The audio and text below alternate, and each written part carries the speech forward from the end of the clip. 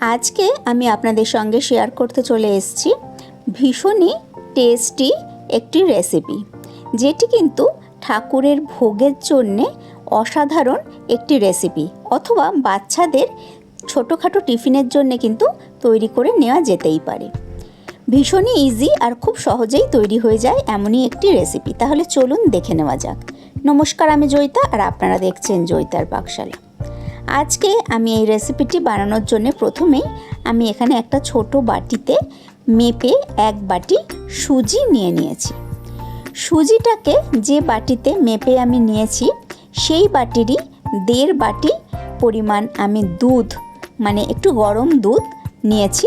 সেটা সুজির মধ্যে ঢেলে দিয়ে সুজিটাকে খুব ভালো করে মিশিয়ে নিয়ে আমি 20 থেকে 25 মিনিট রেস্টে রেখে দিয়েছি, যাতে সুজিটা খুব ভালো মতো দুধটা সোক করে যায় আর ফুলে উঠে নরম হয়ে যায়। এদিকে এই 20-25 মিনিটের মধ্যে আমি এখানে কিছু ড্রাই ফ্রুট কিছুটা মিহি করে চপ করে নিয়েছি, আর কিছুটা আমি রেখে দিয়েছি গার্নিশ করার জন্যে। এখানে আমি আমন্ড, কাজু আর কিশমিশের ব্যবহার করেছি। 20-25 মিনিট বাদে আমি রান্নাটা শুরু করব। তার জন্যে গ্যাসে আমি একটা কড়াই বসিয়ে দিয়েছি। কড়াইটা খুব ভালো করে গরম করে নিয়ে তাতে আমি দিয়ে দিয়েছি ঘি। এখানে কিন্তু ঘিয়ের ব্যবহারই করতে হবে, এখানে তেল ব্যবহার করলে কিন্তু টেস্ট একদম ভালো হবে না। ঘিটা খুব ভালো মতো গরম হয়ে গেলে এবার মিহি করে চপ করে রেখেছিলাম আমি যে ড্রাই ফ্রুটগুলো, সেগুলো আমি ঘিয়ের মধ্যে দিয়ে দিয়েছি। দিয়ে আমি 10-15 সেকেন্ড একটু নাড়াচাড়া করে নিয়েছি। একটু মোটামুটি লাল কালার ধরতে শুরু করলেই এবার এই সোক করে রাখা সুজিটা আমি ঘিয়ের মধ্যে দিয়ে দিচ্ছি। দেখুন সুজিটা কতটা ফুলে উঠেছে, আর সুজিটা কিন্তু একদম নরম হয়ে গেছে। সমস্ত সুজিটা আমি ঘিয়ের মধ্যে দিয়ে এবার গ্যাসের ফ্লেমটাকে একেবারে লোতে করে দিয়ে 5 থেকে 7 মিনিট খুব ভালো করে সমস্ত কিছুর সঙ্গে সুজিটাকে আমি একটু ভাজা ভাজা করে নিচ্ছি, মোটামুটি একটু যাতে গোল্ডেন কালার এসে যায়। তবে গ্যাসের ফ্লেমটা কিন্তু একেবারেই লোতে রাখতে হবে, না হলে কিন্তু সুজিটা পুড়ে একটু লাল হয়ে যেতে পারে, তাহলে কিন্তু দেখতে বা খেতে কোনোটাই ভালো লাগবে না।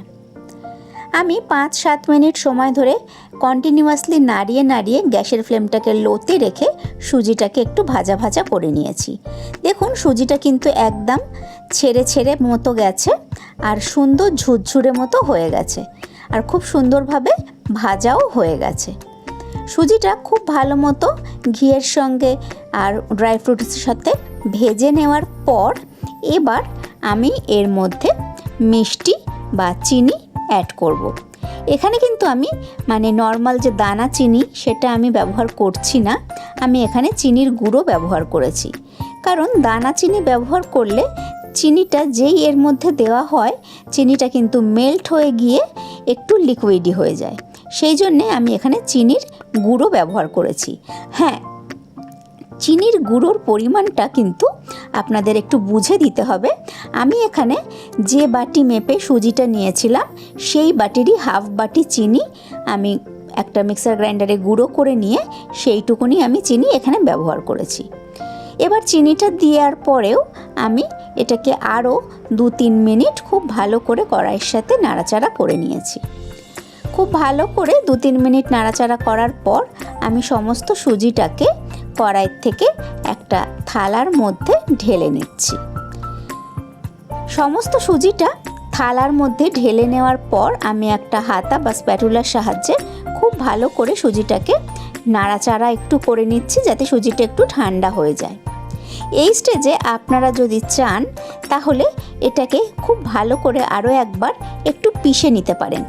পিষে নেওয়া বলতে রসগোল্লা করার আগে ছানাটাকে যেরকমভাবে হাতের মধ্যে হাতের তালু দিয়ে ভালো করে ঘষে মসৃণ করে নেয়, সেই রকমও কিন্তু করে নিতে পারেন।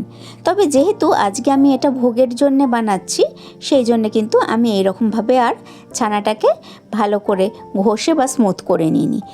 এই যে সুজিটা তৈরি হয়েছে এটাকেই হাতে আমি একটু ঘি লাগিয়ে নিয়ে আমি এইরকম গোল গোল নাড়ুর সাইজের বা লাড্ডুর সাইজের বানিয়ে নিয়েছি।